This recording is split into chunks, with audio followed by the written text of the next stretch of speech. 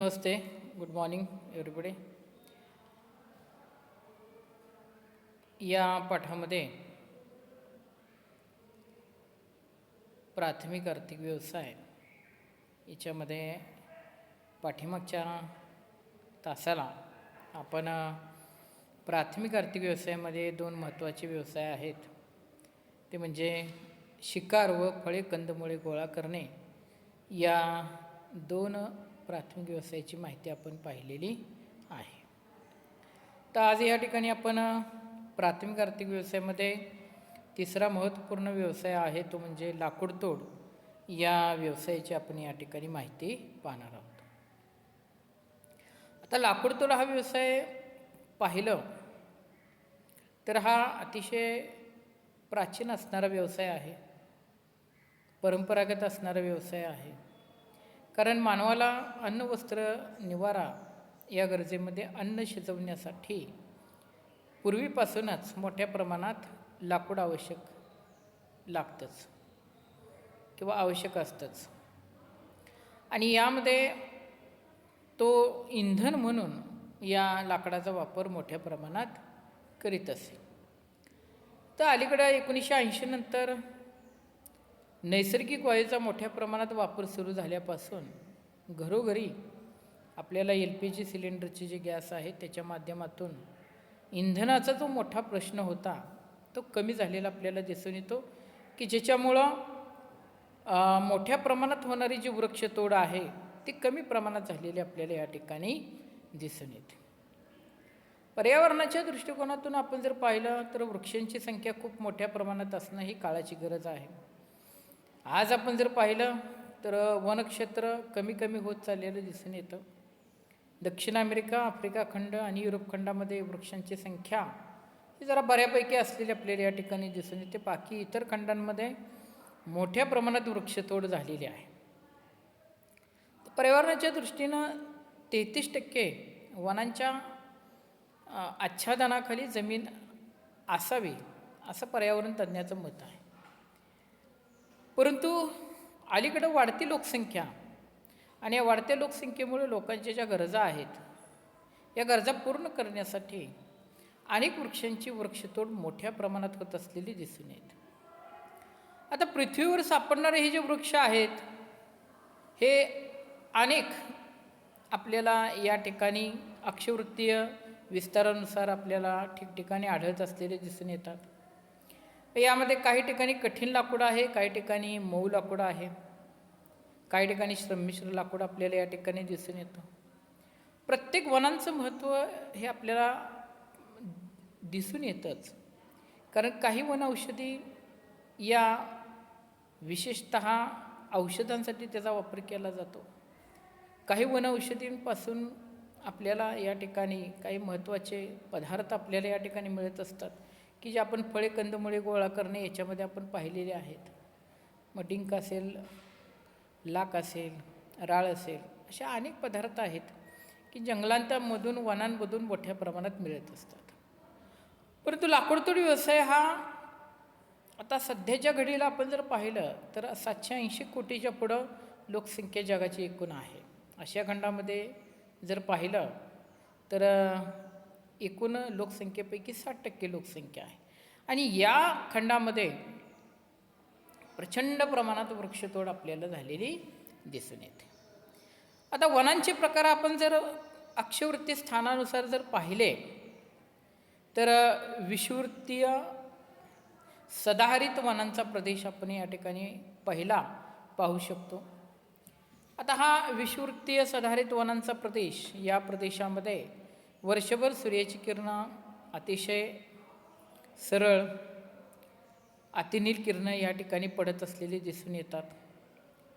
उष्णतेचं प्रमाण या ठिकाणी या भागामध्ये जास्त असलेलं दिसून येतं. हा भाग महासागराचा जास्त असल्यामुळं इथं आर्द्रता मोठ्या प्रचंड प्रमाणात असते. दररोज आरव प्रकारचा पाऊस पडतो, मुसळधार पाऊस पडतो. आणि इथं मनुष्यवस्तीचं प्रमाण कमी असल्यामुळं या ठिकाणी जंगलांची संख्या चांगली खूप मोठ्या प्रमाणात आहे. मग यामध्ये ॲमेझॉन नदीचं जे मोठं जंगल आहे हे जगातलं सर्वात मोठं जंगल मानलं जातं. एकूण जंगल क्षेत्रापैकी जवळजवळ 20-25% क्षेत्र या जंगलाने व्यापलेलं आहे. प्रचंड पाऊस, प्रचंड मोठमोठं जंगल आणि मोठी वाहणारी ही नदी ॲमेझॉन, यामुळं इथं सजीवांची सजीवसृष्टी आणि अनेक दुर्मिळ असे असणारे प्राणी, पशुपक्षी, सरपटणारे प्राणी असतील, जलचर प्राणी असतील, यांची आपल्याला संख्या खूप मोठ्या प्रमाणात या जंगलामध्ये आपल्याला दिसून येते. कांगो नदीचं खोरं आफ्रिका खंडामध्ये देखील महत्त्वपूर्ण आहे. या ठिकाणी आपल्याला अनेक दुर्मिळ वनस्पती मोठ्या प्रमाणात वाढत असलेल्या दिसून येतात. वनांचं आच्छादन खूप चांगलं आहे. त्याचप्रमाणे Malaysia, Indonesia, Papua New Guinea या ठिकाणी देखील विषुववृत्तीय वनांचा प्रदेश आपल्याला दिसून येतो, की जिथं सधारित वनं आपल्याला या ठिकाणी दिसून येतात. लाकूड उंच, वृक्ष उंच, लाकूड कठीण, अतिशय मोठा घेरा असणारं वृक्ष, उंची पाहिली तर जवळजवळ 40-50 मीटर उंच वाढलेले वृक्ष आणि इथं दर्जेदार चांगल्या प्रकारचं लाकूड मिळत असल्यामुळं वृक्षांची कटाई अलीकडच्या काळामध्ये वाढलेली आपल्याला दिसून येते. जंगल दाट असतं, अनेक एकत्र वाढलेले दिसून येतात. त्यामुळं वृक्ष तोड करत असताना ज्या वृक्षांची गरज नाही पण वृक्षांची दाटी असल्यामुळे तीही तोडावी लागत असलेली आपल्याला या ठिकाणी दिसून येतं. त्यामुळं जंगल क्षेत्र कमी होत चाललेलं दिसून येतं. आता त्याच्यानंतर आहे तो म्हणजे उष्णकटिबंधीय पानझडी वनांचा प्रदेश, ज्याला आपण मान्सून वने म्हणतो. हा देखील अतिशय महत्त्वपूर्ण आहे. सर्वसाधारणपणे विषुववृत्तापासून दोन्ही गोलार्धामध्ये 10 अक्षवृत्तापासून ते 20-25-30 अक्षवृत्ताच्या पट्ट्यामध्ये हा उष्णकटिबंधीय पानझडी वनांचा प्रदेश दिसून येतो. विषुववृत्तीय वनापेक्षा विरळ इतर वृक्ष आढळतात, पण येथे देखील सागासारखा अतिशय महत्त्वाचा वृक्ष आपल्याला दिसून येतो. कठीण लाकूड, उंच झाडं, त्याच पद्धतीनं इथं जी वनं आढळतात ती हिवाळ्यामध्ये पानगळ मोठ्या प्रमाणात होत असलेली दिसून येते. पाण्याचं दुर्भिक्ष असल्यामुळं या ठिकाणी ही वनं पानझडी आपल्याला दिसून येतात. जर पाहिलं तर आशिया खंडाचा संपूर्ण भाग, विशेषतः भारत, पाकिस्तान, बांगलादेश, श्रीलंका, त्यानंतर तिबेटचा काही भाग, म्यानमार, त्यानंतर इजिप्त असेल, आफ्रिका खंडाचे कोस्टल एरियाचे पश्चिमेकडचे देश, त्याच पद्धतीने दक्षिणेकडचे काही देश, त्यानंतर कॅरिबियन बेट समूह, ऑस्ट्रेलियाचा उत्तरेचा भाग, या भागामध्ये या उष्णकटिबंधीय पानझडी वनांचा समूह आपल्याला दिसून येतो. त्यानंतर आहे समशीतोष्ण कटिबंधातील पानझडी वने, म्हणजे 35 अक्षवृत्ताच्या उत्तरेला 50-55 अक्षवृत्ताच्या पट्ट्यामध्ये दोन्ही गोलार्धामध्ये ही समशीतोष्ण पानझडी वने आढळतात.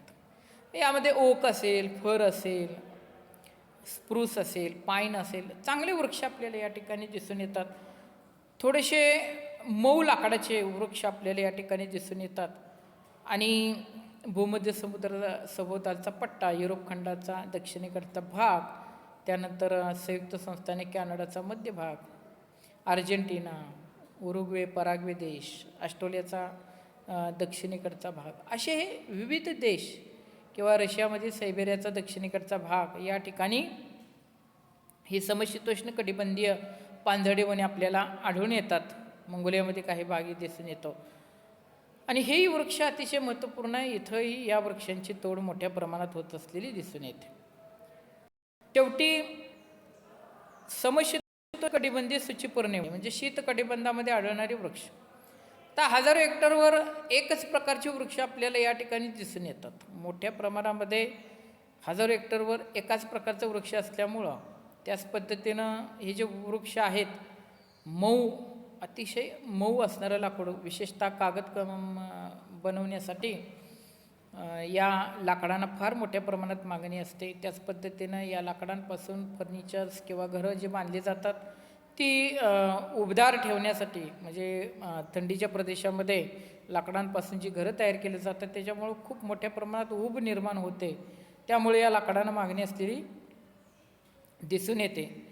तर अलीकडच्या काळामध्ये हा लाकूडतोड व्यवसाय जो आहे तो जगभरामध्ये मोठ्या प्रमाणात आपल्याला चाललेला या ठिकाणी दिसून येतो. आणि मग या व्यवसायामुळे पर्यावरणाचं संतुलन बिघडता कामा नये, या पद्धतीनं वृक्षांची तोड होणं गरजेचं आहे, काळाची गरज आहे.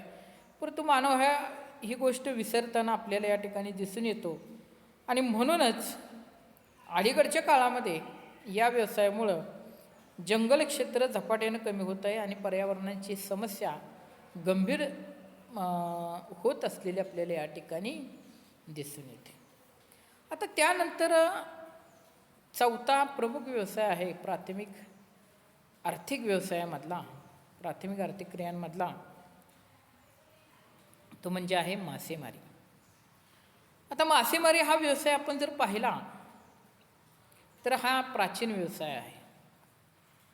हा पूर्वीपासूनच व्यवसाय मोठ्या प्रमाणात केला जात असलेला आपल्याला दिसून येतो. जगभरामध्ये पूर्वी मोठ्या प्रमाणामध्ये अत्याधुनिक टेक्नॉलॉजी नव्हती. आपल्याला शिडीची जहाजं, त्यानंतर लाकूड फाटेची असणारी जहाजं, तयार केलेल्या बोटी छोट्या छोट्या, आणि मग त्याच्यामधून हे मासेमारी करणारे लोक सागर किनारवर्ती भागामध्ये किंवा खोल समुद्रामध्ये मासेमारी करण्यासाठी गेलेले आपल्याला दिसून येतात. आता मासेमारी हा व्यवसाय दोन प्रकारे केला जातो. एक गोड्या पाण्यामध्ये केली जाणारी मासेमारी आणि दुसरी म्हणजे खाऱ्या पाण्यामध्ये केली जाणारी मासेमारी. आता गोड्या पाण्यामध्ये मासेमारी जी केली जाते त्यामध्ये ज्या नद्या बारमाही पाण्याने वाहत असलेल्या दिसून येतात, की जिथं पावसाचं प्रमाण आणि बर्फ वितळणे तर बर्फाचं पाणी, अशी दुहेरी म्हणजे उत्तरेकडच्या आपल्या भारतातल्या ज्या गंगा यमुना वगैरे नद्या आहेत, दक्षिणेकडच्या नद्या हंगामी आहेत. तर या नद्यांमध्ये केली जाणारी मासेमारी, तलावामध्ये केली जाणारी मासेमारी, सरोवरांमध्ये केली जाणारी मासेमारी, ही मासेमारी गोड्या पाण्यातील मासेमारी आपल्याला दिसून येते. त्याला अंतर्गत मासेमारी म्हटलं जातं. परंतु खऱ्या अर्थानं आपल्याला जी मासेमारी पाहायची ती म्हणजे खुल्या महासागरामध्ये केली जाणारी मासेमारी आणि सागर किनारवर्ती भागामध्ये केली जाणारी मासेमारी, की ज्या मासेमारीमुळं आज जगभरामध्ये अनेक लोकांचं प्रमुख अन्न आहे भात आणि मासे, त्यांची गरज पूर्ण होण्याचं काम या व्यवसायामुळे झालेलं दिसून येतं. प्रचंड लोकसंख्या आहे, प्रथिनांची मोठ्या प्रमाणात गरज असते आणि मग ही गरज पूर्ण करण्यासाठी मासे आपल्याला एक चांगला पर्याय आपल्याला दिसून येतो.